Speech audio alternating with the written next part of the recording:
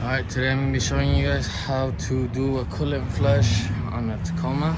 It's from 2005 to 2010, I believe. This is the V6 four-door.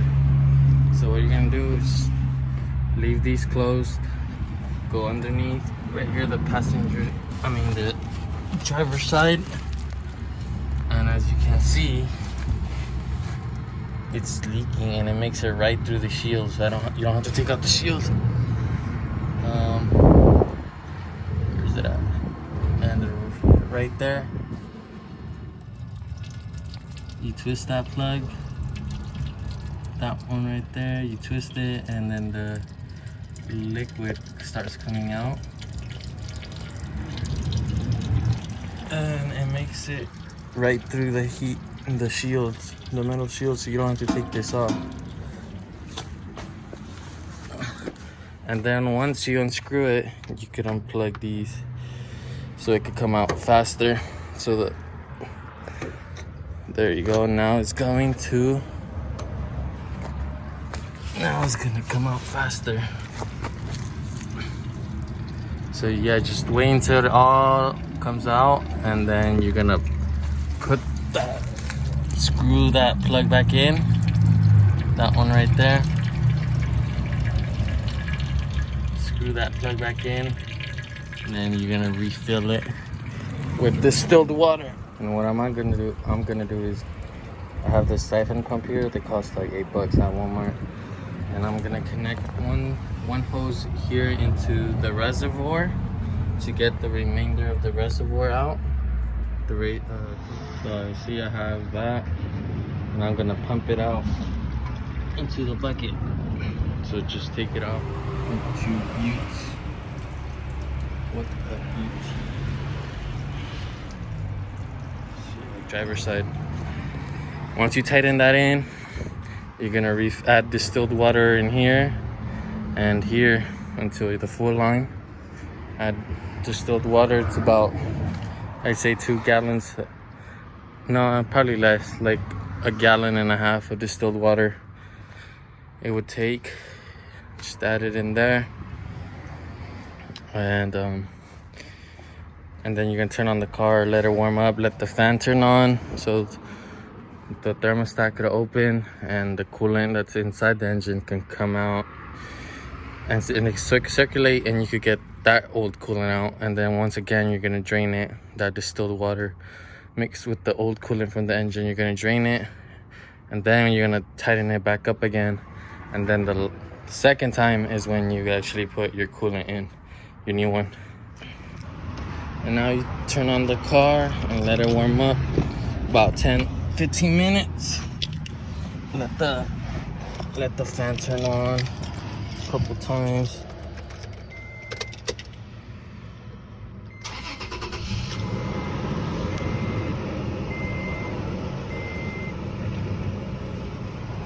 You just want the temperature to get halfway. Make sure the temperature doesn't overheat, so always keep an eye on the temperature, and always keep an eye on this that doesn't go empty.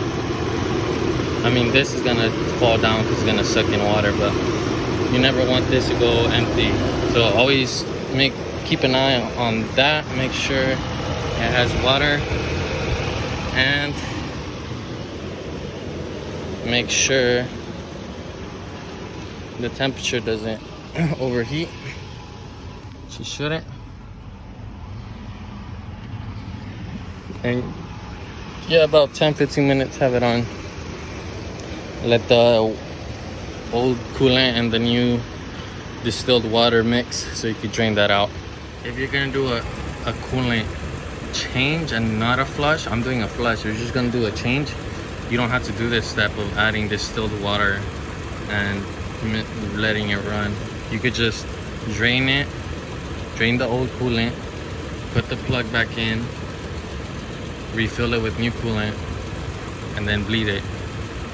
And that's a coolant change, not a flush. So you're taking about 70% of the coolant, I would say, out, and the other 30% is in the engine and then the hose lines.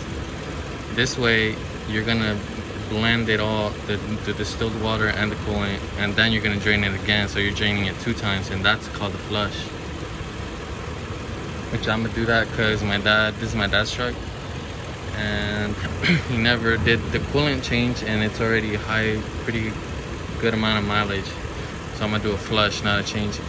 If you do a coolant change every 30,000 miles, up to 60 even maybe, you don't have to do a flush if you do it consistently. But if you take over 60,000 miles to change your coolant, I would recommend doing a flush. Every 30,000 miles to up to like 50, you could do a change, I would say. Yeah, up to you. Alright, it's been 10-15 minutes around there, and I turned it off. As you can see, it sucked some in, and you can't really tell anymore. But it's not clean anymore because it looks pinkish because it mixed with the old one. It looks dirty. It looks brownish actually. So I'm gonna wait maybe in about 5 minutes, let it cool down a little bit, and then I'm gonna unplug it from down there again, drain that out, and then plug it back in and put the coolant in. Actually, if you do mind if the coolant spills, actually do take off that shield down there, because as you can see, it did actually hit. So it hits the shield and then it goes to it slides down to another hole. So if you don't mind some of it spilling into your driveway, you don't have to take off the shield guard. But if you do mind, take it off first. Okay, so I filled the rest. Once I put the plug back in, I filled the rest with long life antifreeze coolant. This is the red one. This is the concentrated one. So this is not the 50-50 mix one. So I'm just gonna pour it. I poured it all until it topped off. And now it's topped off. It used about 3/4 of the gallon. And the rest is filled with water that from when I filled it up earlier. So I'm gonna turn it on again and I'm gonna bleed it. And when you tighten it, the screw to where the coolant that's down there, make sure you don't over tighten it, or don't try to over tighten it because you will break it. It's made out of plastic, you'll break it. And then that's gonna be it. Just tighten it into like a good tight, not over tight. And you can use those, I use those pliers right there. You can use some pliers. And I didn't tighten it all the way. It was just too hard. So I just left it. So now I don't want to break it. So just don't over tighten them. It'll be fine. When bleeding it, I press the gas pedal till it reaches 3K RPM and hold it there for 5 seconds, and then let go. Let it idle for 5 seconds and repeat that. So rev it to 3K for 5, idle for 5 seconds, rev it, idle. Just do that for about 10 minutes. And while you do that, keep an eye on the temperature. Make sure it doesn't overheat. And while you're doing that also, keep an eye on your coolant level. As you see, it drained some already. You do not want it to go empty. If it goes empty, you will get air in there and then you're gonna have to rebleed it. So just make sure this always has coolant or water. In my case it's water, but it could be coolant. 50-50 mix of coolant here. So you never want this to go empty. And this is gonna be sucking in air.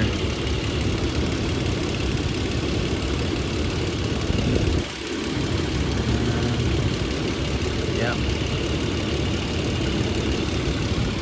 I'm gonna throw some more coolant in there because it drained some.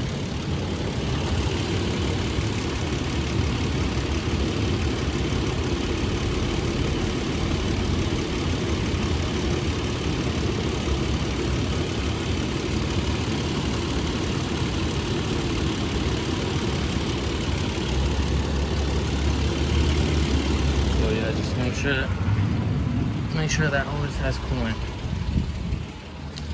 And that's gonna, once you do this for about 10 or 15 minutes, you could take it out for a drive to test it. Make sure the temperature doesn't go up. Also, after like 5 minutes, you could turn on the fan and have it on hot all the way up, and make sure it comes out warm or hot, and that helps stress the engine and suck in coolant, so helps with the bleeding process.